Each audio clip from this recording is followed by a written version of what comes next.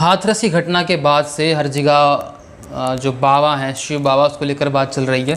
भगदड़ में बहुत लोग मारे गए, दुर्घटना हुई, ग्रस्त हुए, और अब सब चिट्ठियाँ खुल रही हैं बाबा की कि कौन कौन से घोटाले किए हैं, कौन कौन सी बातें की हैं। उनके गांव का व्यक्ति है कि उसके पास का, जो कि दादर के ही हैं, उन्होंने एक वीडियो बनाई है उसके ऊपर कि उन्होंने पहले कैसे अपना सिस्टम चलाया, लोग जोड़े और अपने कार्यकर्ता बनाए, झूठ फैलाया, संगीतज्ञ बुलाए और सब कुछ उनकी पत्नी के साथ सब कुछ बात चल रही है। पर कब तक चलता रहेगा ये? हमेशा तक। इस देश के अंदर राम रहीम आएगा, रामपाल आएगा, फिर शिव बाबा आएंगे और एक के बाद एक आते ही रहेंगे, और हर व्यक्ति आएगा और लूटेगा और जाएगा, और जब केस होगा, घटना होगी, तब लोग सामने आएंगे, तब सब निंदा करेंगे, वापस जेल जाएगा और फिर बाहर। राम रहीम जेल जाएगा, तब तक सब लोग लड़ेंगे जेल के लिए कि जेल जाएं, दुर्घटना हुई है, ये हो। जब वो जेल से बेल पर आएगा तब कोई नहीं बोलने वाला। तो इस देश में घटनाएं होती ही रहेंगी, लोग मरते ही रहेंगे, अखंड फैलता है, क्योंकि इस देश की व्यवस्था ऐसी है, शिक्षा ऐसी है कि कोई भी चाहता नहीं है। हर गली एक बाबा नया बैठा हुआ है उठ करके, और उस बाबा के समर्थन में लोग आके बैठ जाते हैं। अगर विरोध करे कोई बाबा का तो लोग कहते हैं हिंदू धर्म की हानि हो रही है, हिंदू राष्ट्र की दिक्कत हो रही है, ये और वो, पता नहीं क्या क्या क्या। यहाँ पर सबसे अधिक आसान कोई तरीका है पैसा कमाने का, तो वह धांधलेबाजी। भक्ति के क्षेत्र में घुस जाओ, धर्म के मार्ग में आ जाओ, आप चक्र दिखाओ, आप त्रिशूल दिखाओ, आप भगवान बन के बैठ जाओ। जितने पहले ही भारत में बहुत भगवान पहले से बहुत ज़्यादा हैं, संख्या उनकी पहले ही बहुत है, अब और संख्या बढ़ती जा रही है इन बाबाओं के कारण। और ये बाबा आकर हर दिन संख्या बढ़ाते ही जाएंगे, नए नए भगवान बनेंगे।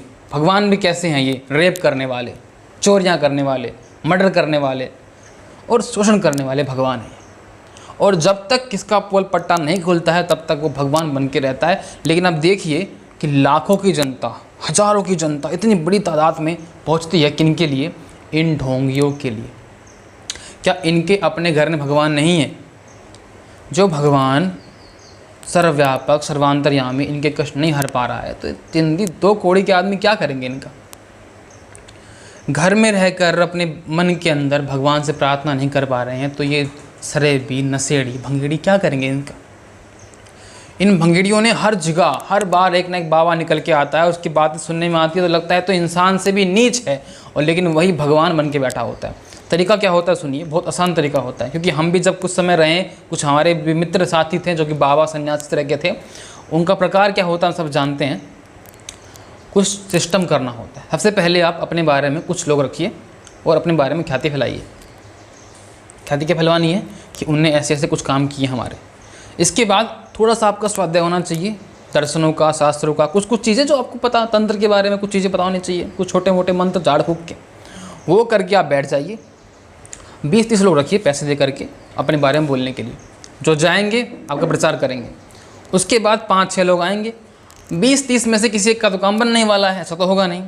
उसके बाद आप लीजिए फंडिंग, अपना ट्रस्ट खोलिए नकली नाम का, फंडिंग लीजिए, ब्लैक मनी लीजिए, उसको वाइट कीजिए, खूब पैसा आएगा। उस पैसे को क्या कीजिए? और लगाइए अपने उसमें, भक्त जोड़िए।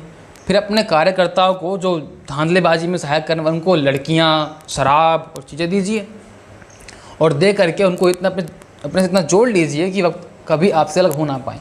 और ऐसे करते करते करते सिस्टम आपका बहुत बड़ा बन जाए, तो आश्रम डाल दीजिए, और उस आश्रम के अंदर कुछ विभाग वो रखिए जो बिल्कुल गुप्त हो, गोपनीय हो, अंदर की तरफ हो। और वहाँ पर जितने भी काले कारनामे हो सकते हैं, रेप से लेकर मर्डर से लेकर ब्लैक मनी, जो भी कुछ हो सकता है बुरे से बुरा, वो सब कीजिए। और बाहर से जोड़ते रहिए, क्योंकि बाहर से उतना पैसा कभी नहीं आता है। इन बाबाओं के पास, ढोंगियों के पास इतना पैसा भक्तों से कभी नहीं आ सकता है।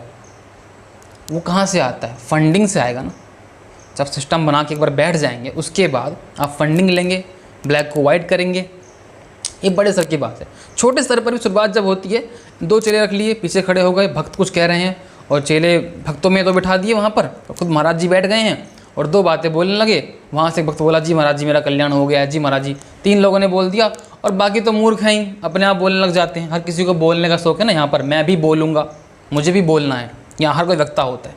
पीछे बैठे जो चेले बना के रखे हैं, भक्तों में प्रचार कर देंगे इस बातों को। ऐसे में कोई एक बड़ा सरपंच, कोई प्रधान, कोई व्यक्ति मिल गया, उसको अपने झांसे में ले आए, तो उससे कड़ी सहयोग मिल जाएगा। इस प्रकार से सिस्टम पूरा चलता है इन बाबा लोगों का। लेकिन ये चलता ही रहेगा, कभी बंद होगा भी नहीं, क्योंकि इस देश की व्यवस्था ऐसी है, शिक्षा की स्थिति ऐसी है कि सबसे ज़्यादा मूर्ख मुझे लगता है इस देश के अंदर ही होंगे। महानिरे मूर्ख। और मूर्खता कैसी है कि मेरे रोग ठीक कर दीजिए, मेरा बच्चा ठीक हो जाए, मेरी नौकरी लग जाए, ये लग जाए, वो लग जाए। जो बाबा तुमसे मांग कर खा रहा है वो नौकरी तुमको क्या देगा? कोई पूर्ण ज्ञानी पूर्ण कल्प पुरुष तो है नहीं। वो धाम गद्दियाँ बना कर बैठे हैं, दिखने में सुंदरता एकदम बढ़िया बढ़िया चीज़ें करके बैठे हैं और फिर अंदर सब बुरे काम चलते हैं। लेकिन जब तक इस देश में पाखंड का मर्दन नहीं होगा तब तक इस देश में ये होता ही रहेगा, ये चलता ही रहेगा बाबावाद। हर व्यक्ति उठ करके बाबा बनकर बैठेगा, पाखंड जमाएगा, आश्रम जमाएगा, पैसे जमाएगा। इससे होता क्या है कि अब वास्तविक जो लोग हैं, हमारे संत सन्यासी साधु लोग हैं, उन पर भी आरोप पड़ता है, बदनाम पड़ते हैं। अब एक उपाय तो ये होता है कि बिल्कुल ही व्यवस्था हट जाए, सब लोग नास्तिक बन जाए, कम्युनिस्ट बन जाए, बिल्कुल ही भारत के अंदर ये चाहिए रही ना चीज़। लेकिन इस परंपरा में रहा है, इस परंपरा में एक स्थान रहा है, आध्यात्म रहा है, वो अभी नष्ट नहीं हो सकता। उसी आध्यात्म की आड़ में सर्वाधिक पाखंड इस देश के अंदर ही होता है। और ये सिर्फ इन बाबाओं के अंदर ही नहीं है, यहाँ ईसाई मिशनरी आ रखे हैं देश के अंदर, पता नहीं क्या हालेलुया हालेलुया करते रहते हैं, और किसी के पैर ठीक कर रहे हैं, किसी किडनी ठीक कर रहे हैं, आंतें ठीक कर रहे हैं, और लोग देखकर वहाँ जा रहे हैं भाई तो कि मेरी आंतें ठीक कर दी हैं, किसी की किडनी ठीक कर रही है, किसी नौकरी लग रही है, किसी का कुछ, कोई बिना पढ़े पास हो रहा है।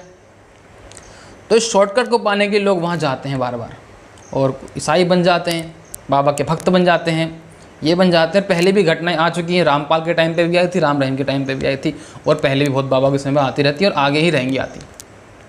अगर इससे बचने का कोई उपाय है तो ये उपाय कि जो ठीक आध्यात्मिक दर्शन के लोग हैं वो इस बात को प्रसार करें कि ठीक आध्यात्मिक दर्शन है क्या। और पाखंड को कम करने का उपाय सिर्फ यह है कि हर पाखंडी के खिलाफ बात की जाए शुरू से, और लोगों में इतनी चेतना होनी चाहिए कि वो समझ सकें अपने कम से कम जीवन को। भारत के अंदर सर्वाधिक जो दिक्कत है वो शिक्षा के अभाव के कारण है, जहाँ तक मेरा मानना है। हालांकि बड़े बड़े शिक्षित लोग भी वहाँ पहुँच जाते हैं, पर वो शिक्षा मतलब मैं शिक्षा पुस्तक की नहीं बोल रहा हूँ, स्कूल कॉलेज की नहीं बोल रहा हूँ, मैं शिक्षा का अभाव कह रहा हूँ कि आपको जीवन जीने की जो शैली, वास्तविक आध्यात्म जो चाहिए, उसकी बड़ी कमी है इस देश के अंदर, बड़ा अभाव है इस देश के अंदर। उसको पूरा करने के लिए आप पहले इस प्रकार का प्रयास किया जाना चाहिए कि भारत के अंदर जो वास्तविक चीज़ है, जो पाखंड रहित अध्यात्म है, उसकी बात सामने आए। हर व्यक्ति सोचने विचारने में सक्षम हो, हर व्यक्ति ये जान सके कि पाखंड क्या है। वरना देखने में आता है बड़े बड़े IAS IPS और बड़े बड़े अधिकारी भी इन बाबाओं के चक्कर काटते फिरते हैं, बच्चों के लिए, संतान के लिए, चिकित्सा के लिए, रोग के लिए और अपने घर की बाधाओं के लिए। इनसे हट करके जो वास्तविक आध्यात्म है, वास्तविक धर्म दर्शन है, उसकी ओर जाना चाहिए। तभी इन बाबाओं का धंधा बंद हो सकता है, वरना ये चलता ही रहेगा और देश में घटनाएं होती ही रहेंगी।